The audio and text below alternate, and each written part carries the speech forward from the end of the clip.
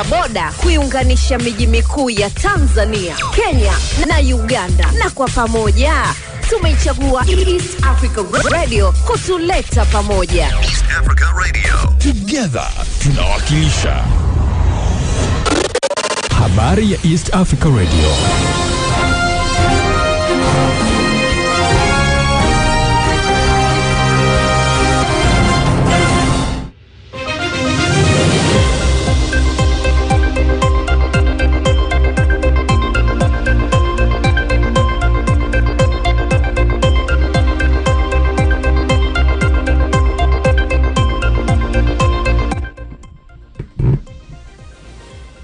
Bila shaka uboheri wa afya na karibu katika habari kutoka hapa East Africa Radio, na miongoni mwa utakayoyasikia ni pamoja na serikali yaanza mchakato wa kuboresha posho za askari. Pamoja na kujenga uwezo wa askari wetu, pamoja na kuwa-equip na vifaa, lakini bado tunahitaji wafanya askari hawa wawe wanaishi katika sehemu nzuri.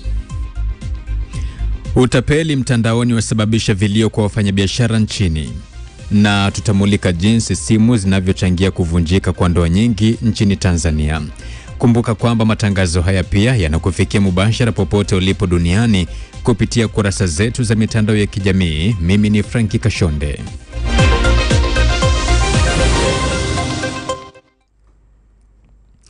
Serikali ya Tanzania imeanza mazungumzo yenye dhamira ya kuboresha maslahi ikiwemo makazi na posho za askari wote nchini ili kuweza kuboresha mazingira ya kazi pamoja na kuongezea ujuzi na utaalamu ili kuendana na mazingira ya sasa ya kiuhalifu ikiwemo uhalifu wa mitandaoni.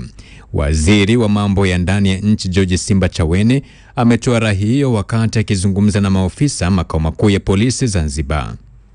Pamoja na kujenga uwezo wa askari wetu, pamoja na kuwa-equip na vifaa, lakini bado tunahitaji wafanya askari hawa wawe wanaishi katika sehemu nzuri. Kwa eneo la makazi ya askari ni muhimu sana katika kipindi cha sasa, kwa sababu wengi mnakaa uraiani na wakati mwingine ina compromise hata kazi zenu. Namshukuru sana Mheshimiwa Rais Dr. Samia Suluhu Hassan, tayari tumeanza na mablocks kadhaa yanajengwa mikoani huko, yakiwemo na pale Dodoma. Tutaendelea kufanya hivyo hata na huku Zanzibar, tushirikiana na serikali zetu zote mbili kwa ajili ya kujenga mazingira mazuri ya askari polisi. Pale Mwera nimeangalia nyumba za zamani zilizokuwa za askari polisi ambazo zimekarabatiwa. Dhahiri inafurahisha na kuona kwamba askari akilala hapa akaja kwenye kituo kizuri kama hiki akiwa na facility zake, hakika huyo askari atafanya kazi kwa tija na kwa weledi, tena bila kisirani, maana mazingira ya kazi ni mazuri. Na sasa tuungane na mwandishi wetu Magate Julius kutokea mkoani Arusha na muendelezo wa taarifa kuhusu tukio ambalo tuliwahi kuripoti hapa linalomhusu mwanaume aliyekatwa uume na mke wake. Mtindo mpya wa maisha na mtazamo wake kama mwanaume humuumiza zaidi kijana Baraka Melami, kwani kwa sasa anapitia maumivu makali mara baada ya kuondolewa kiungo muhimu kwenye mwili wake, kwani jeraha bado halijapona, huku athari nyingine ni za kisaikolojia. Baraka anatumia wasaa huu kuwataka Watanzania kumkumbuka kwa chochote ili angalau waweze kuwekewa mfumo rahisi wa yeye kupata haja ndogo. Wananchi naona kabisa kama mlinisahau bado mimi ni mgonjwa. Lakini serikali hawakuniwekea hata mkono yote. Nimeomba msaada, serikali hawakuniona hata kabisa. Na nikawa najiuliza kwani serikali hawanitambui na mimi ni mwananchi wao. Jeraha niliokuwa naye sio jeraha kidogo. Kama mtu aliokatwa mguu au mkono, jeraha yangu ni kubwa sana. Sasa inaniletea changamoto mpaka kwenye moyo. Kama sio kutoka nje usiku moyo itipapreti kidogo, unaweza ukafa ndani. Kwa kweli napitia changamoto kubwa sana. Kwa hiyo naomba Watanzania au mtu binafsi mwenye moyo safi tunaye Mungu amguse. Sababu pesa tutaikuta tu, lakini ukimsaidia mwanadamu wenzako, hakika umeweka hazina kwa Mungu. Ambayo changamoto iliyoko sasa hapa kwangu ni mingi sana, kwa sababu kuna mpira yuko kwenye mwili wangu hapa. Bado inaniumiza sana. na hapa nilipo sina nguvu yoyote ya kusema ndaweza kujitatua mwenyewe. Kwa hiyo ndo maana nalia na serikali pia nao waniwekee mkono. Wakati kamera za EATV zilipozuru kujionea maendeleo ya kijana Baraka, ni siku hiyo pia familia ya upande wa kijana huyo na upande wa mwanamke anayetajwa kutekeleza tukio hilo zilikuwa na kikao maalum, ikiwa lengo ni kuweka mikakati mbalimbali. Mosi ni kumsaidia Baraka, lakini pia kuitaka familia ya mwanamke huyo kuleta dume la kondoo kama sehemu ya kuzuia laana kwa mujibu wa tamaduni za kabila la Kimaasai. Lakini hatua zote za kifamilia na za kitamaduni hazitakuwa na athari zozote kwa upande wa mifumo rasmi ya kisheria. Sisi tumekutana hapa kwa ajili ya kutafuta namna ya kumuuguza. Kwanza wamekutana malaigwanani wa pande zote mbili. Upande huu wa ndugu yetu Baraka aliyeumizwa na upande wa yule shemeji yetu ambaye ndiye mtekelezaji wa hili jambo. Kwa hiyo tumekutana, tumekubaliana kwamba atapata mauguzo kama desturi na mila ya Kimaasai. Kwa hiyo amepewa minada miwili ambayo inaanza Jumatatu mpaka Ijumaa. Kwa tafsiri ya hiyo Kimaasai sasa, kwamba mtu anapomjeruhi mwenzake kuna kondoo ya kuchinja kwa ajili ya kuashirikisha jambo fulani ili neema ya Mungu iendelee. Na kingine kikwetu inazuia ile wanaita loikop. Kwa hiyo inazuia pia. Kingine ambacho anapaswa kukileta tuseme ni gharama. Gharama ya hospitalini. Ile itakuwa ni tofauti na upande wa serikali. Upande wa serikali sisi hatutaingilia. Ni upande tu wa mila na desturi basi. Kijana wetu Baraka ameumizwa na mke wake. Tarehe ambayo sikumbuki. Lakini bado anaumwa. Bado ana maumivu sana. Sasa mpaka hapo naomba serikali atupatie msaada. Huyu kijana apate matibabu. Hata mpira yenyewe ya kujisaidia mkojo. Sababu anaumia. Itakumbukwa tukio la Baraka kukatwa uume na mke wake limetokea majira ya usiku wa tarehe 19 Novemba mwaka 2025 kitongoji cha Juhudi, kata ya Olevolosi, wilaya ya Rumeru, mkoani Arusha. Mimi ni Msagati Julius. Changamoto ya utapeli wa mitandaoni unaozidi kushika kasi na kuathiri uchumi wa wananchi na biashara nchini pamoja na ukuaji wa teknolojia na matumizi ya huduma za kidijitali, kumekuwa na ongezeko la matukio ambapo wahalifu wa mtandaoni hutumia ujanja na mbinu za kisasa kuwaibia watu fedha na taarifa zao muhimu. Mwanahabari wetu Maduhu Silvester anaripoti zaidi. Ni mwaka mpya sasa na mbinu mpya za ushawishi kutoa pesa zako mwenyewe kwa kutapeliwa kwa mbinu mbalimbali nao unashika kasi. Wewe ustati nao wakianza tu block huyo mtu. Kiasi kikubwa cha hasara ya kifedha ulipotiwa kutokana na miamala feki, akaunti bandia na taarifa za uongo zinazotumiwa kushawishi watu kutuma fedha au kutoa nywila zao. Leo kaniambia angalia salio lako, manake kuna 315,000 kwenye simu yangu. Nikao nimeangalia nakuta simu yangu ina salio kama 183,000. Wafanyabiashara wadogo na wakati pia wameathirika. Mimi sikujua kama natuma pesa kwa sababu mara ya kwanza waliniambia kwanza bonyeza nyota 150 nyota chini, wakabadilisha lugha simu zote za kazi. Yaani nikatoa pesa kutokea laini ya kwanza, wenyewe wanatajia tu namba za kila mtandao. Nikatuma pesa laini ya kwanza, laini ya pili, laini ya tatu, laini ya 4 nataka nimetuma hivi na malizia, wananiambia kwamba toka nje au wakala ambaye yuko karibu yako hapo, nenda mwambie toa kiasi cha shilingi milioni 2, nenda kwenye huyo wakala hapo, kuna namba takutumia utume hiyo pesa. Nikachukua simu zangu nikaangalia nakuta kweli amefuata na muamala 195,000. Alivyokuwa amefanya 195,000, sasa katika kutafuta change, kumbe yule ameshamwambia yule mtu kwamba nini arudishe muamala, maana mimi nilitoka nje nikanaomba change hapo kwa majirani wenzangu. Hata hivyo, pamoja na changamoto za uelewa mdogo kwa wananchi kuhusu mbinu mpya zinazotumiwa na matapeli, lakini bado jamii haiko nyuma pale wanapohisi kutapeliwa. Uliangalia ina shilingi 120,000. Ndio. Sawa, ulimtumia mtu hivi karibuni? Alinitumia yeye shilingi 30,000. Na ukabaki na kiasi gani? 150,000. Unasema? 185. Ukabaki na kiasi gani kwa muda huo? 8,600,000. 8,600,000. 14,23,800. Baada ya kutumiwa shilingi 30,000 ukabaki na float ya kiasi gani? 5,828,10. Ukabaki na kiasi gani? 10,100. Kwa muda huu na kiasi gani kwenye akaunti yako? 38,500,000 na 250,000. Hivi unajielewa kweli wewe? Nikuulize wewe unanipigia, unajielewa?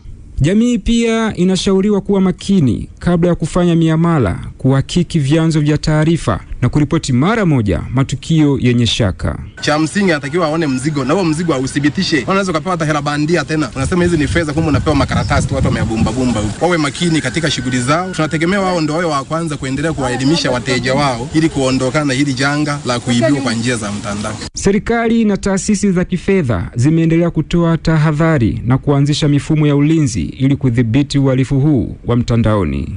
Aliyeiba yuko kwake, hakukuwa na human contact. It's a new kind of criminology ambayo inapaswa kutumia teknolojia pia katika kuyapambana na makosa haya.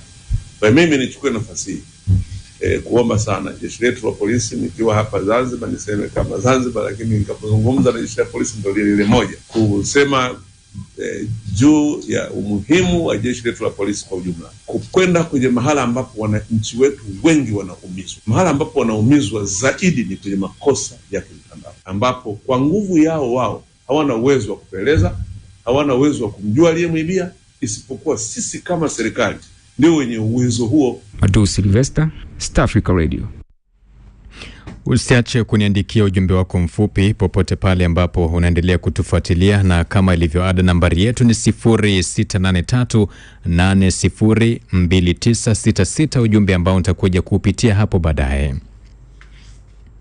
Katika kaya nyingi, simu za mkononi zilizokusudiwa kurahisisha mawasiliano zinaelezwa kugeuka chanzo kikuu cha migogoro, kutoaminiana na hatimaye kuvunjika kwa ndoa na mahusiano ya kimapenzi.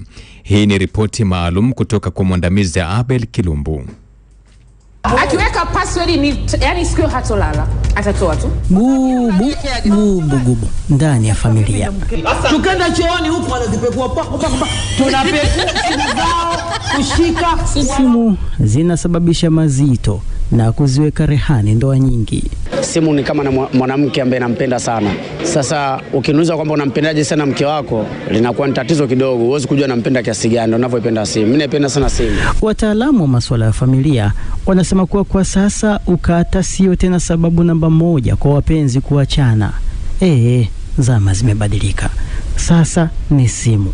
Ukijichanganya tu, penzi hilo limeota mbawa. Mimi niliachana na mke wangu wa kwanza, nilifunga naye ndoa kubwa tu, harusi kubwa, ila tukaachana baada ya miezi 3 hivi. Lakini matatizo yalikuwa ni simu. Kwamba sasa mbona sasa muda wote uko busy mwanangu na simu? Kuna wakati nilikuwa naenda hadi chooni. Simu zinakaguliwa kweli kweli.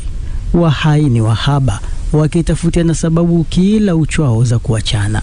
Hata hivyo, viongozi wa dini wanaonya kuwa mambo ya ufukunyuku hata Mungu hapendi. Mwenyezi Mungu Subhanahu wa Ta'ala amekataza tajassasu, kuchunguzana.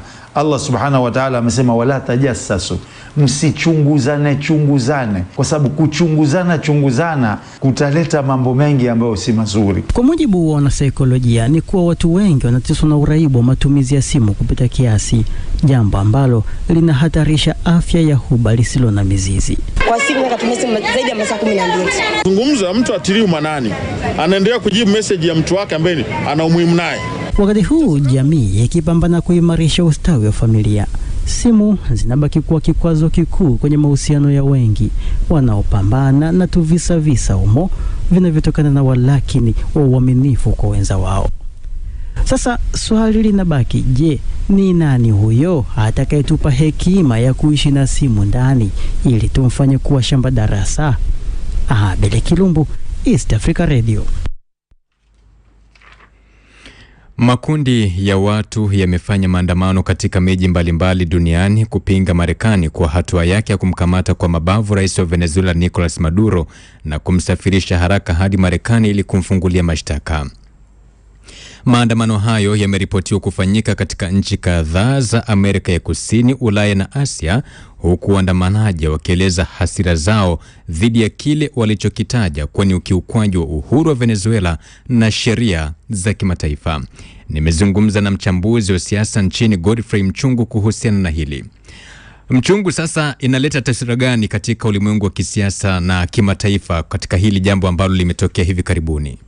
Maandamano mbalimbali ambayo yanaendelea duniani ya kupinga hatua ya Rais Trump kuweza kumkamata kinguvu au kuweza kumnyakua au kumuiba Rais Nicolas Maduro wa Venezuela na kwenda kumfungulia mashtaka ya madawa kulevya pamoja na uhalifu dhidi ya binadamu, ni mashtaka ambayo kwa kweli yamepingwa sana duniani na wanaharakati mbalimbali wa kimataifa, viongozi wa kimataifa, viongozi wa taasisi za kimataifa, viongozi wa nchi, viongozi wa serikali na wananchi mbalimbali duniani, kwa sababu ni hatua ambayo imeenda kukiuka misingi mbalimbali ya kimataifa. Tunafahamu kwa mfano kuna mikataba mbalimbali ya kimataifa kuanzia UN Charter inasema wazi kabisa kwamba hakuna taifa lingine linaweza kuingilia kinguvu taifa lingine kama bado halijapata ridhaa au hatua kwenye Baraza Kuu la Umoja wa Mataifa au Baraza la Usalama la Umoja wa Mataifa.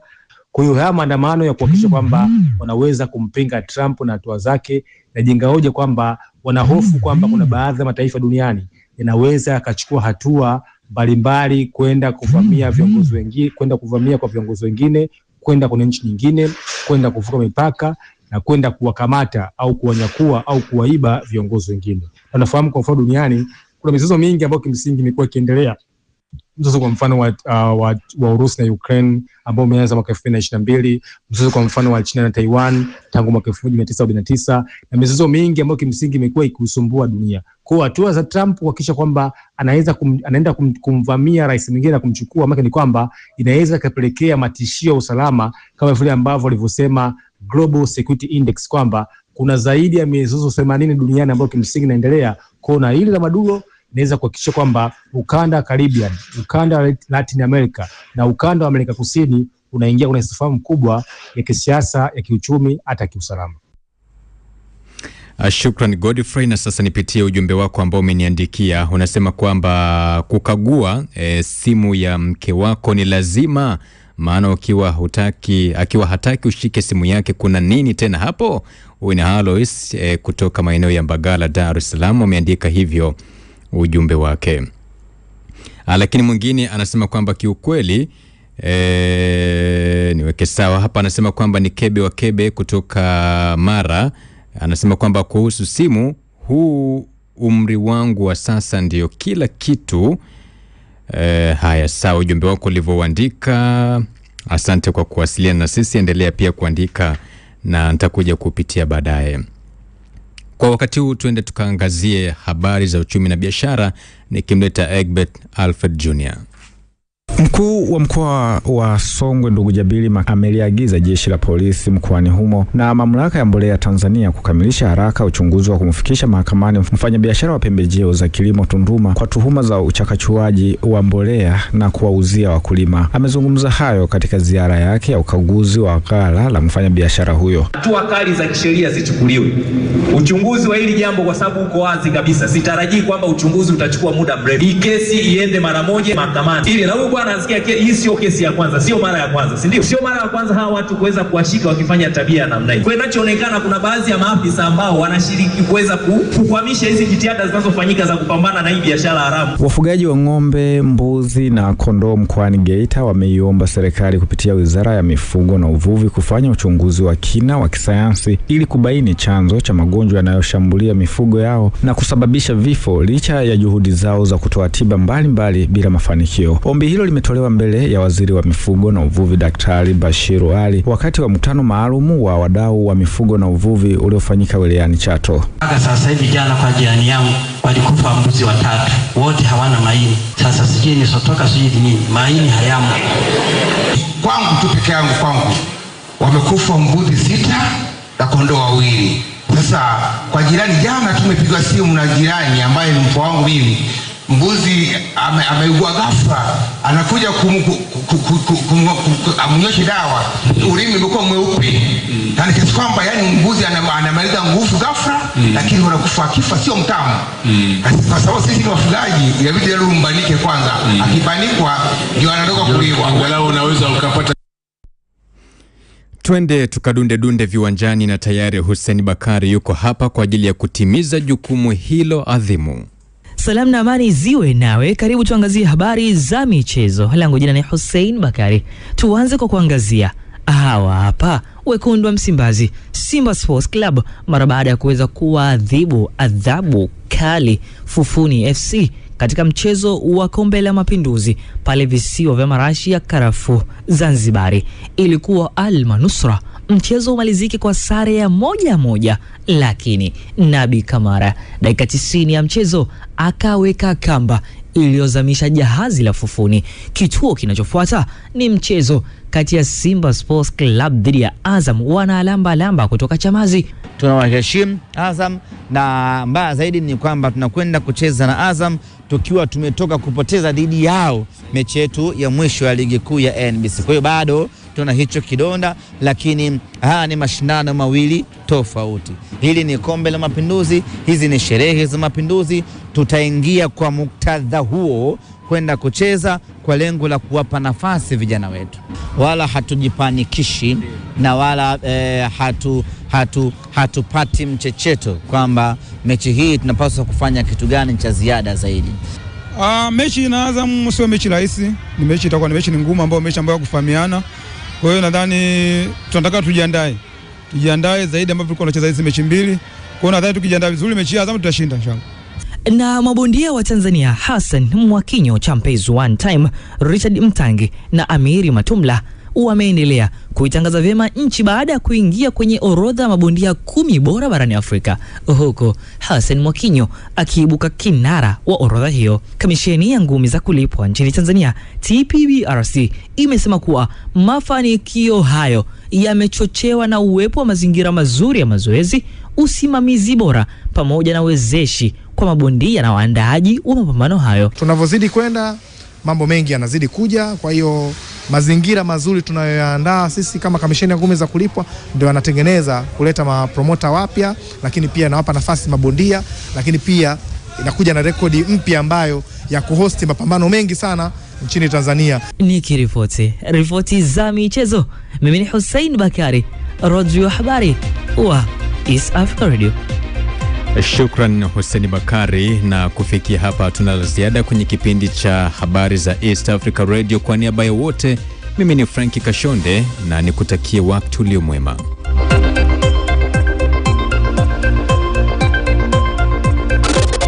Habari ya East Africa Radio.